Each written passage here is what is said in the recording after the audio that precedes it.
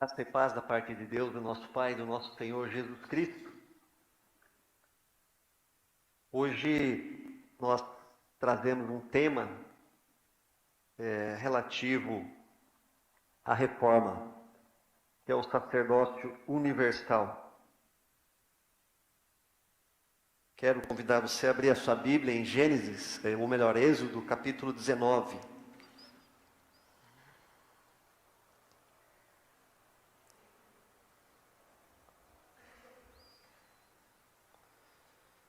Êxodo capítulo 19, de 1 a 6. No terceiro mês da saída dos filhos de Israel da terra do Egito, no primeiro dia desse mês, vieram ao deserto do Sinai. Tendo partido de Refidim, vieram ao deserto do Sinai, no qual se acamparam. Ali, pois, se acampou Israel em frente do monte.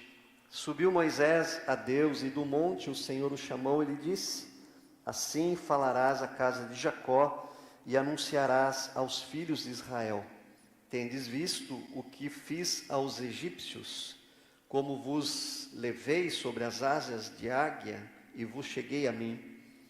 Agora, pois, se diligentemente ouvirdes a minha voz e guardardes a minha aliança, então sereis a minha propriedade peculiar dentre os povos, porque toda a terra é minha. Vós me sereis reino de sacerdotes e nação santa. São estas as palavras que falarás aos filhos de Israel. Repetindo o versículo 6, vós me sereis reino de sacerdotes e nação santa. Vamos orar. Ó Deus, que o Teu Espírito ilumine a nossa mente, o nosso coração nesse momento, em nome de Jesus. Amém. O que significa sacerdócio universal? Pode passar depois do texto.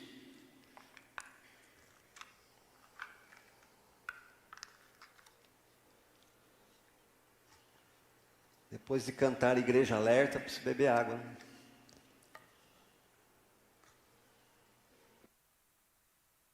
O que significa sacerdócio?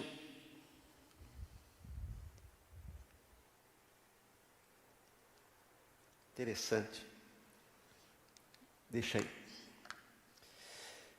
O sacerdócio universal é o sacerdócio de todos os cristãos. Sacerdócio é a função de todo aquele que se interpõe entre Deus e os homens. Sacerdote é aquele que faz a ligação dos homens com Deus e de Deus com os homens. Só que mesmo antes, ou pelo menos ali, a gente pode dizer sim, antes de Deus separar uma classe sacerdotal da tribo de Levi para serem sacerdotes, Deus elegeu o povo de Israel como um reino de sacerdotes. E no Novo Testamento, depois da morte do sumo sacerdote Jesus, o véu do templo de Jerusalém foi rasgado de alto a baixo, e todos têm livre acesso à presença de Deus. Então Jesus tirou o ofício sacerdotal das mãos de uma classe sacerdotal e colocou nas mãos de todo o povo de Deus. Não existe mais, teologicamente, biblicamente, uma classe especial de ministros perante Deus. Jesus quebra isso, Jesus quebrou isso e nos fez reino de sacerdotes. Nós somos um povo sacerdotal, somos todos intermediadores da graça divina. O sacerdócio, então, se tornou universal e não exclusivo de um grupo ou de uma classe.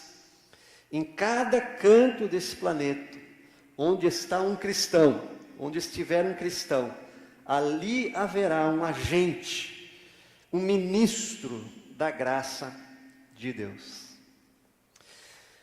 E queridos, o sacerdócio universal tem sido, na minha humilde opinião, o calcanhar de Aquiles da igreja reformada. Por quê? Porque o calcanhar de Aquiles tem sido, porque o sacerdócio universal tem sido o calcanhar de Aquiles da nossa denominação. Porque à medida que a igreja profissionalizou o clero, ela perdeu a força leiga de seu povo. E isso não aconteceu apenas na IPI do Brasil, mas em praticamente todas as demais denominações. E a própria história dessa igreja aqui, primeira IPI de Sorocaba, comprova a minha tese. Quando surgiram a segunda, terceira, quarta, quinta, sexta, as igrejas de Votorantim e de outras cidades, surgiram no momento em que essa igreja tinha apenas um pastor, ou no máximo 2. O reverendo Onésimo, que dá o nome ao nosso coral, foi pastor aqui por 40 anos. Foi nesse tempo que surgiram essas igrejas. Será que ele foi um super pastor, eloquente, carismático? Será que o reverendo Onésimo tinha dons sobrenaturais que atraía pessoas? Me parece que não. Pelo que eu ouço de sua história, é exatamente o contrário disso. O que me chega é que a pregação dele, aqui tem alguns que conheceram bem e foram casados por ele, a sua pregação não chamava tanto atenção, ele não era aquele orador eloquente, fervoroso, que todos queriam ouvir. Então, por que a igreja plantou tantas outras igrejas nesse período? Por conta do sacerdócio universal. Por conta do trabalho de todos os crentes dessa igreja que se espalharam pela cidade de Sorocaba e pregavam, e evangelizavam, e oravam, e cantavam, e convidavam, e faziam cultos em suas residências, e testemunhavam a sua fé. Havia, naquela época, um ardor evangelístico numa boa parte dos cristãos protestantes. Eu me lembro que aos 10 anos, na 4ª série, tinha 2 protestantes na minha sala de 40 alunos. Eles tinham em seus corações a urgência, a necessidade de fazer Jesus conhecido aos seus amigos como o único, somente Cristo, mediador entre Deus e os homens. E queridos, nós perdemos isto. Nós nos contentamos em servir a Deus aqui dentro. Nós estamos vindo à igreja e nos contentamos com isso, mas Jesus não disse exatamente isso, ele disse: ide. É para fora o nosso movimento, não é para dentro.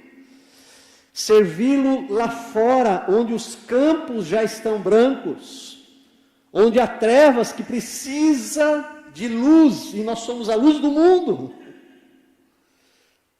E este foi um dos grandes insights da reforma protestante, mostrar que a igreja perdeu o caminho e a direção proposta por Jesus de ir.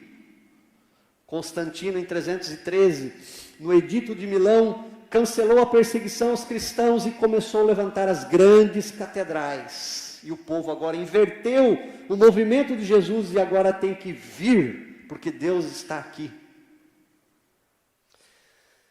Isso está tão forte em nós, queridos, e nós temos falado aqui há 8 anos sobre isso. Essa semana aconteceu algo interessante. Nós temos aqui o Portas Abertas, das 11 às 13 horas, e na quinta-feira estava eu e o Doni, nosso irmão Donizete, e já às 13 horas, fechando a igreja, peguei minha mochila para pregar as meninas na escola, entra uma senhorinha aqui. Falei, eu estava saindo por aqui e o Doni foi atendê-la. Ele desceu lá embaixo e falou: pastor, ela quer o pastor. Isso está tão impregnado no nosso país e até em nós que somos protestantes, que nós achamos que o pastor tem algum poder especial. Esse sacerdotalismo que a reforma não conseguiu tirar de nós. Eu tive que voltar e atender aquela senhora, porque ela queria o pastor. O versículo 5 desse texto que nós lemos, ele diz ali: então sereis minha propriedade particular dentre todos os povos. Querido, Deus separou um povo e continua separando um povo hoje.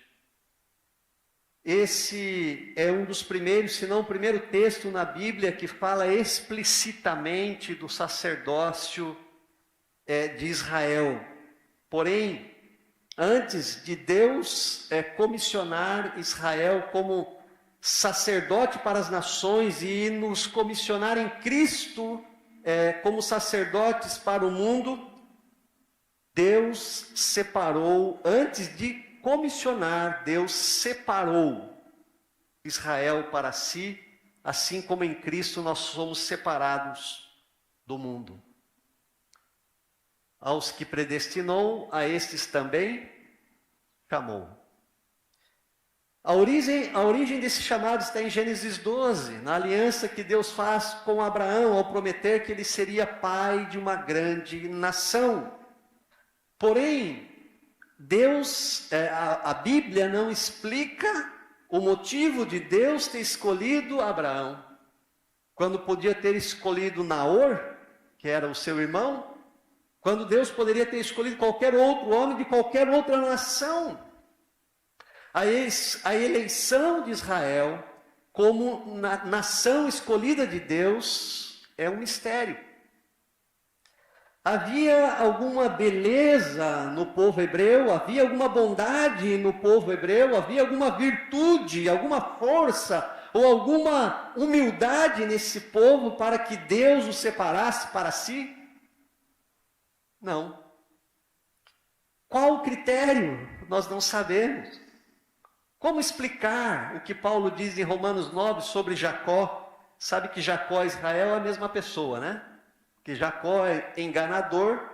Quando Deus converte o coração dele no Val do Jaboque, dá um novo nome, Israel, que é homem de Deus, príncipe de Deus. Como explicar o que Paulo diz sobre Israel, ou sobre Jacó em Romanos 9? Como está escrito: amei Jacó, porém desprezei a Esaú. Deus não tem critérios humanos. Esaú tinha tudo para ser escolhido no lugar de Jacó. Era um primogênito, era mais forte, mais corajoso, era um caçador valente, muito talhado para as batalhas. Jacó era um empregado doméstico. Era criado com a avó, criado com a mãe, ficou dentro de casa, cozinhando. Então Esaú, o caçador, tinha muito mais dotes para ser o escolhido de Deus. O que nós sabemos, queridos, é que esta separação, este chamamento, essa escolha, esse privilégio de pertencer ao povo de Deus, ele é um movimento monérgico, ou seja, é um movimento de uma... você que vai prestar agora sabatina ao presbitério, semana que vem, preste atenção no que eu estou dizendo. Nosso querido pastor Zé Antônio, que vai ser avaliado pelo presbitério. Esse movimento de eleição, de separação, é um movimento monérgico, ou seja, de uma direção apenas, de cima para baixo. De cima para baixo. De Deus para com o seu povo, o povo de Israel. Pelos conceitos da razão, Deus jamais escolheria um vermezinho para ser o seu povo. Isaías 40, 13 e 14 nos diz: porque eu, Senhor teu Deus, te tomo pela tua mão direita e te digo, não temas, que eu te ajudo. Não temas, ó vermezinho de Jacó, povozinho de Israel, eu te ajudo, diz o Senhor, e o teu Redentor é o Santo de Israel. Não entendemos, mas este é o movimento de Deus na história. Ele separa alguns para si, ele os santifica, ele os aproxima de si. E o verso 4 do texto que nós lemos aí diz: tendes visto o que fiz aos egípcios, como vos levei sobre as asas de águia, e vos cheguei a mim. Deus separa e Deus traz para perto de si um povo. Jesus fez o mesmo movimento com os seus discípulos. Quando ele orou por eles, ele disse: eles não são do mundo, como eu também não sou. Pai, santifica-os na verdade, a tua palavra é verdade. Jesus os chamou, os tirou do sistema corrupto do mundo e os santificou. Assim como no Antigo Testamento, os sacerdotes eram separados para o seu ofício sacerdotal, Deus separou um povo, Israel, e Jesus separou um grupo de discípulos, assim como o Espírito Santo separou a igreja para pertencer a Deus. Em Atos 18, quando Paulo ia deixar a cidade de Corinto, aconteceu o seguinte, eu vou ler aqui. Opondo-se eles e blasfemando, sacudiu Paulo as vestes e disse-lhes: sobre a vossa cabeça o vosso sangue. Eu dele estou limpo e desde agora vou para os gentios. Os judeus queriam pegar Paulo ali em Corinto. Eu vou para os gentios. Teve Paulo durante a noite uma visão em que o Senhor lhe disse: não temas, pelo contrário, fala e não te cales, porquanto eu estou contigo, e ninguém ousará fazer-te mal, pois tenho muito povo nesta cidade. O Espírito Santo disse a Paulo: eu tenho muito povo nesta cidade. Eu já separei muita gente nessa cidade, não vá embora. Naquela cidade, o Espírito Santo tinha separado um povo, e este povo seria chamado por meio da pregação e por meio do discipulado. Então Paulo precisou permanecer ali. Deus nos separa, Deus nos torna santos, Deus nos torna dedicados exclusivamente a Ele. E o versículo 5, que está projetado aí: agora, pois, se diligentemente ouvirdes a minha voz e guardardes a minha aliança, então sereis a minha propriedade peculiar dentre todos os povos. Nós somos este povo. A igreja é o novo Israel de Deus. E que méritos nós temos nisso? Nenhum. Temos alguma virtude ou requisito que nos qualifique? Não. Porque eu e porque você, porque nós somos todos igualmente miseráveis.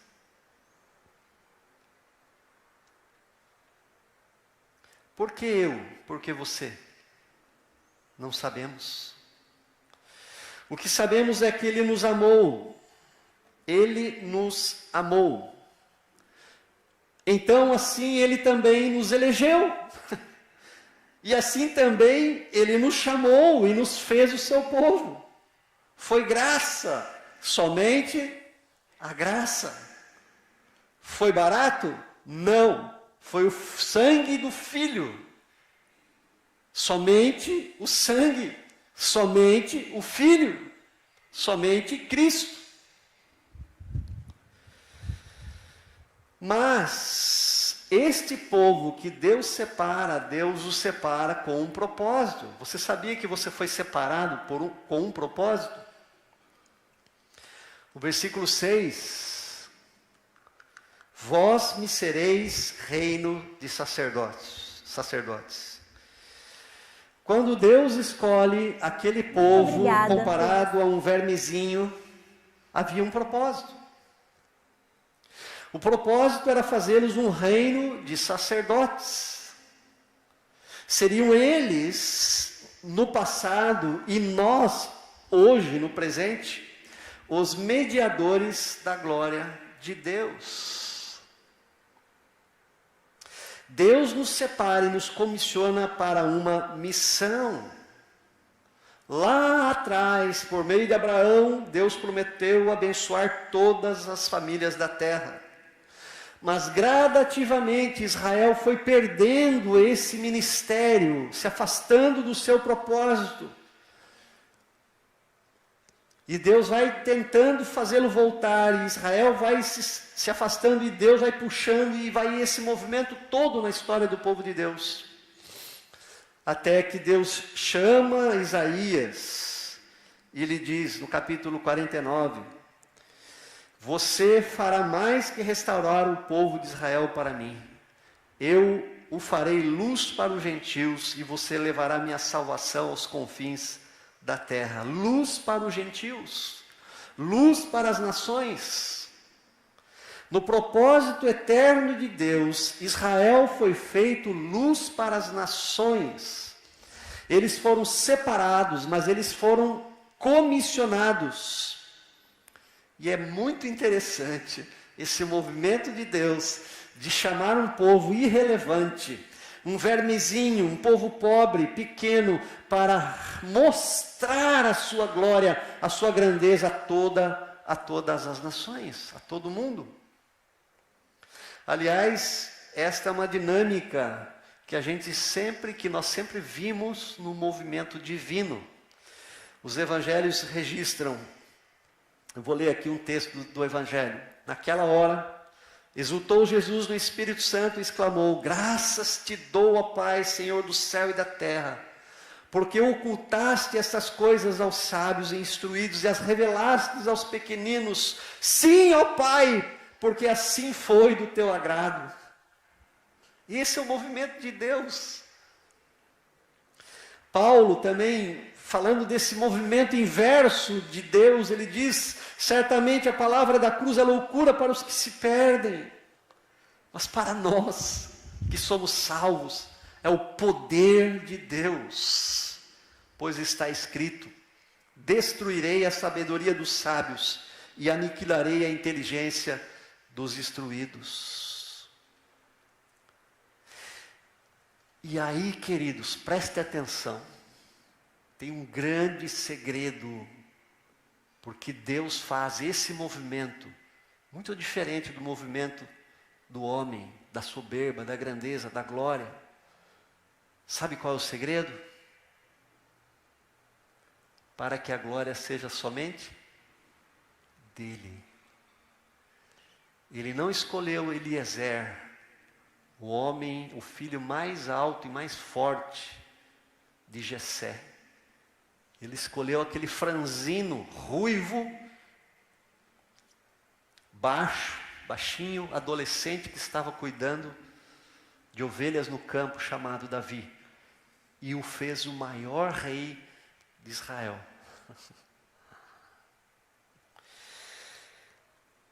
Paulo, falando sobre esse tema, ele diz, temos este tesouro em vasos de barro, para que a excelência do poder seja de Deus e não somente de nós.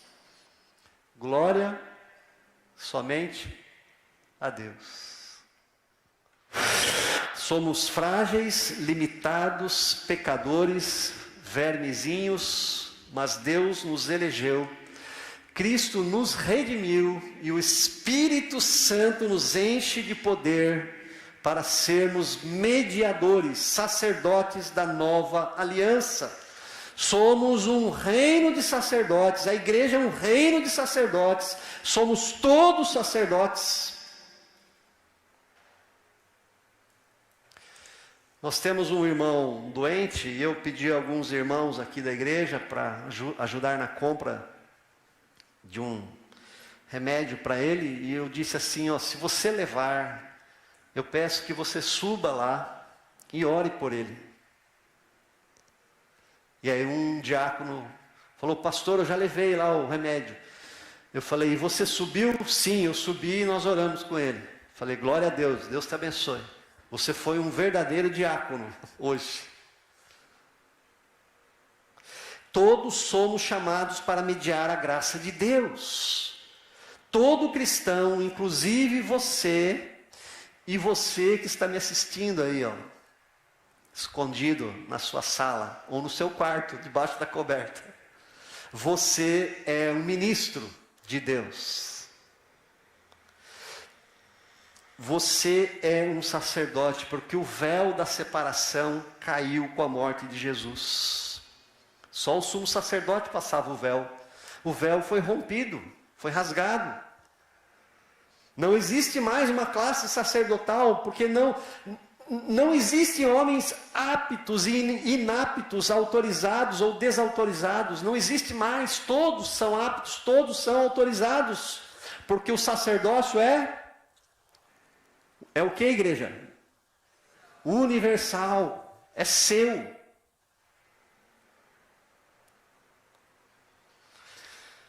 O próprio Jesus também fez esse movimento de universalizar o sacerdócio. Como já disse, ele disse, presta atenção no que ele disse, não aos sacerdotes, mas a homens simples, pescadores. Jesus disse, vinde após mim, e eu vos farei pescadores de homens. Vocês vão pescar homens para Deus. Vocês serão os meus sacerdotes.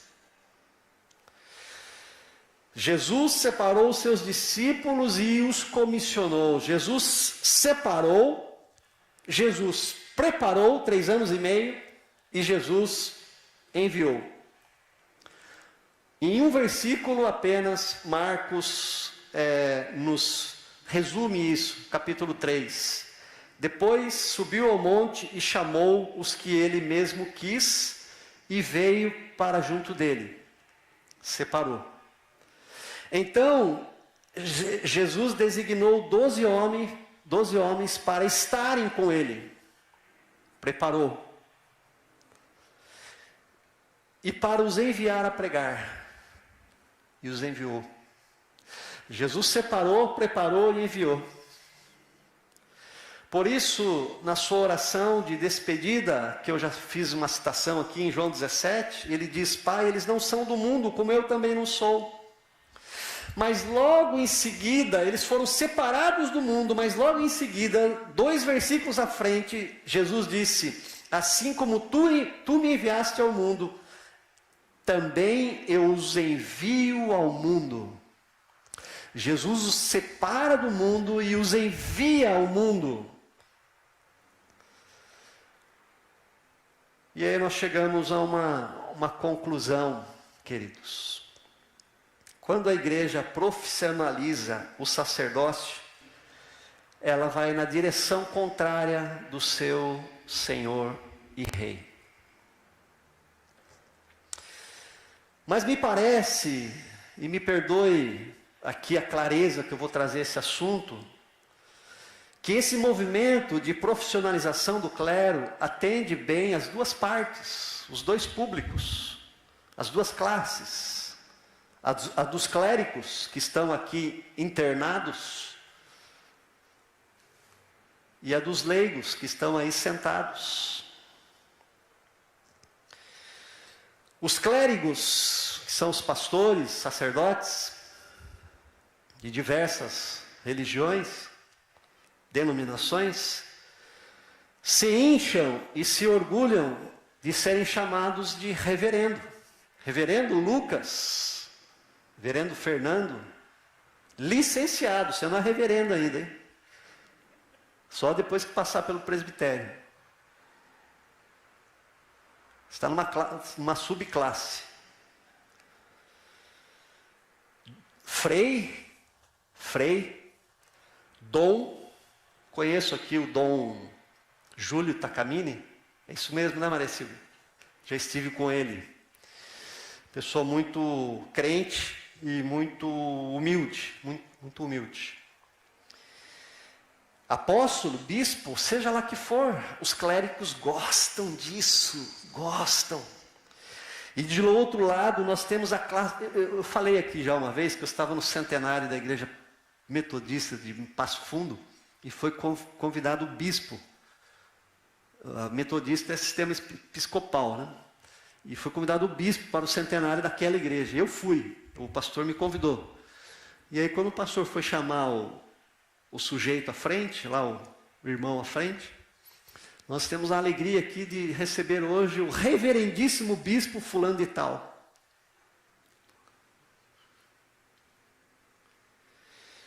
De outro lado, nós temos a classe dos leigos. Leigos vem da palavra laos, povo, gente do povo. E essa classe se acomodou na sua boa vida e no seu conforto. Eu costumo dizer que o maior inimigo do evangelho não é o diabo, mas é o conforto. Olhe para a Europa. O que aconteceu com o cristianismo lá? Numa Europa rica e abastada. Essa classe, do outro lado, né, não quer cumprir o mandato de Jesus, de fazer discípulos, porque dá trabalho, sabe? É mais fácil vir aqui sentar e assistir. Abrir sua agenda para ir lá na casa da pessoa toda semana, compartilhar de Jesus, orar, interceder, conhecer os problemas, ouvir os desabafos, participar de apagar incêndio entre marido e mulher. Puxa, isso aí dá trabalho. No entanto, queridos, nesse esquema a igreja perde. E perde muito.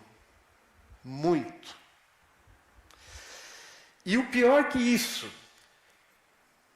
é Jesus Cristo ficar sobremodo entristecido com os cristãos, este povo que se chama pelo seu nome. Cristãos. Imagine você chegando no céu e Jesus pedindo conta de quantas pessoas você conduziu a Ele. Você foi sacerdote.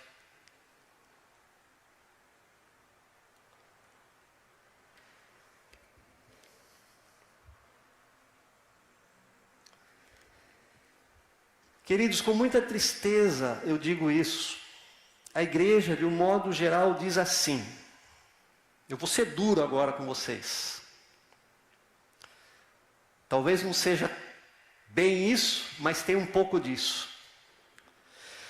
Vocês, pastores, fazem a obra e nós pagamos o dízimo.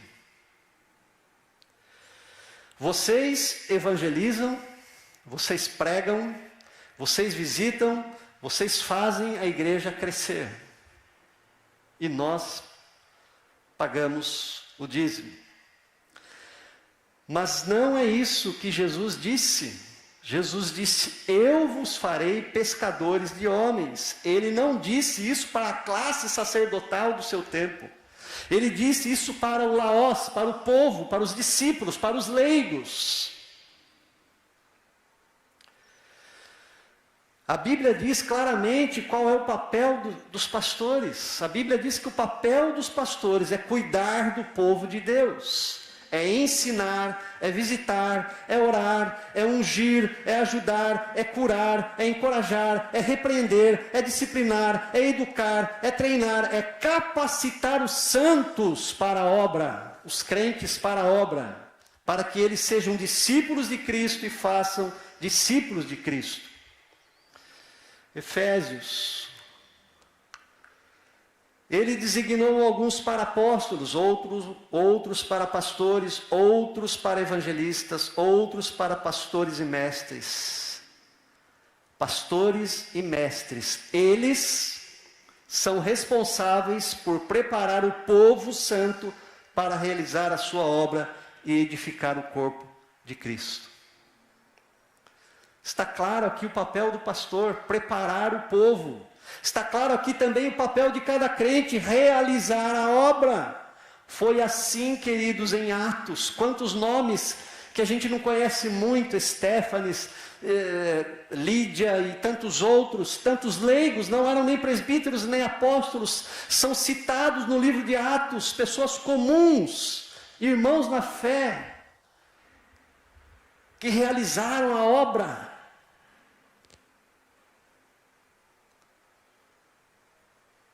Essa ideia de uma classe sacerdotal, ela surgiu posteriormente, depois de Atos, com os pais da igreja, a nova geração de líderes que vieram depois dos apóstolos, como Clemente de Alexandria, Tertuliano, Hipólito, que se referiam aos ministros cristãos como sacerdotes e sumos sacerdotes. Logo depois de Atos, a igreja já começou a voltar às práticas do Antigo Testamento, de eleger um sacerdote, um sumo sacerdote.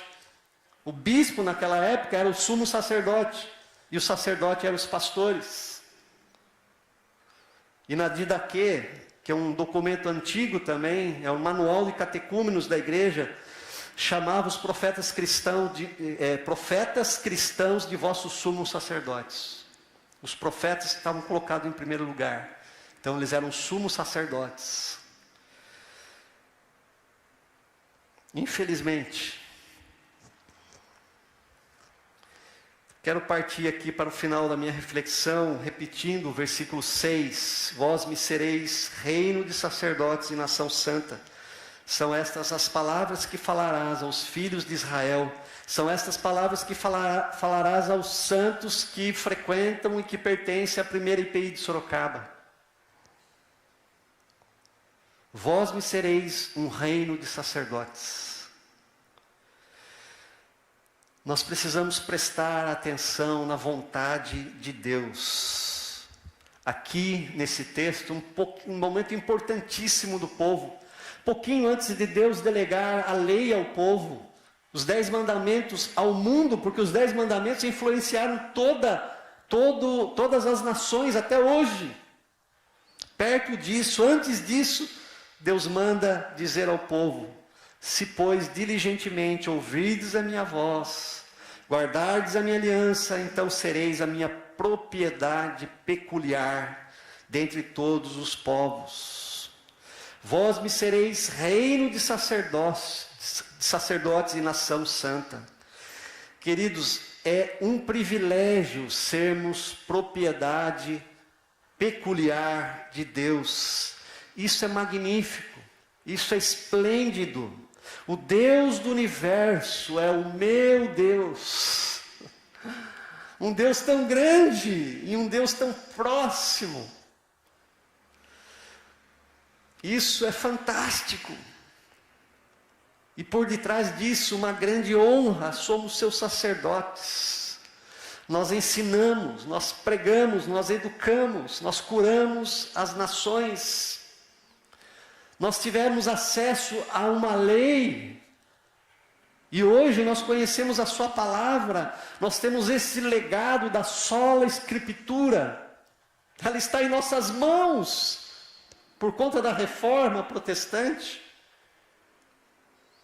Nós temos tudo o que nós precisamos, o Deus do universo habitando em nós, e o seu manual nas nossas mãos.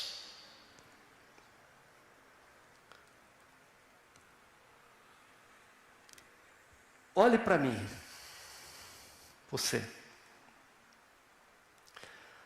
O que você está fazendo com isso?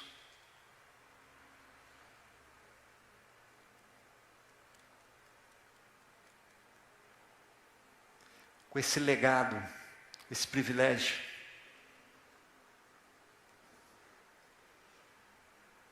Quantos incrédulos, perdidos em seus pecados, sendo massacrados por depressão e outras coisas, estão próximo de você? Você é luz para as nações.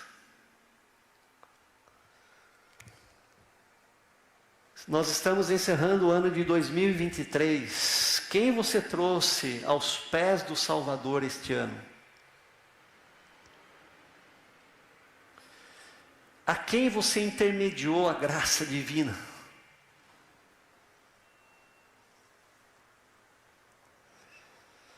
Quantas orações, quantas visitas, quanto ensino, esclarecimento das Escrituras você deu às pessoas ao seu redor? A quantos você repartiu o maior segredo da história, que é os solos Cristos? Somente Cristo, esse tesouro escondido, essa pérola de grande valor.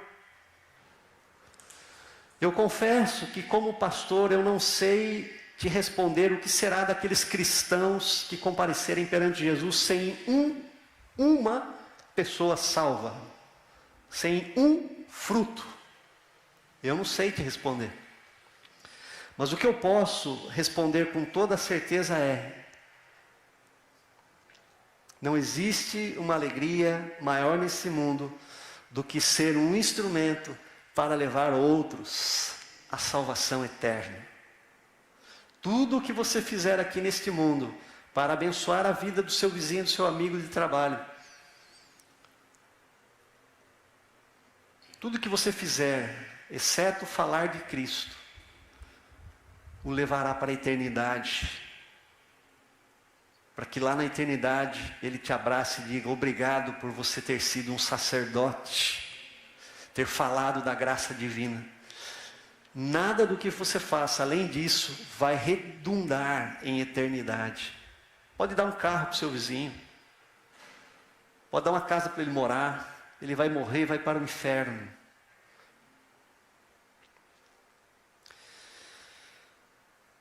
Queridos, é um privilégio dado por Deus e por Cristo a cada um de nós, de sermos representantes dEle aqui na terra. 2 Coríntios 5:20 diz assim: agora, portanto, somos embaixadores de Cristo. Deus faz seu apelo por nosso intermédio. Falamos em nome de Cristo quando dizemos: reconciliem-se com Deus. Efésios 5:20. Agora, pois, portanto, somos embaixadores de Cristo. Deus faz seu apelo por nosso intermédio. Qual que é o apelo? Reconciliem-se com Deus, arrependam-se dos seus pecados. Nós somos os embaixadores que pregam a reconciliação. Paulo não estava dizendo isso a uma classe especial, ele estava dizendo isso à igreja, a todos os crentes que se reuniam na cidade de Corinto. Então, queridos, encerrando, o legado da reforma protestante foi esse: cada cristão um sacerdote. Somos filhos da reforma, nós precisamos fazer valer este legado, este princípio. Que Deus e o Espírito Santo nos dê graça nesta manhã, de sermos impactados pela palavra, para sermos sal da terra e luz do mundo. Que Deus te abençoe. Que Deus me abençoe, que Deus nos abençoe. Vamos ficar em pé.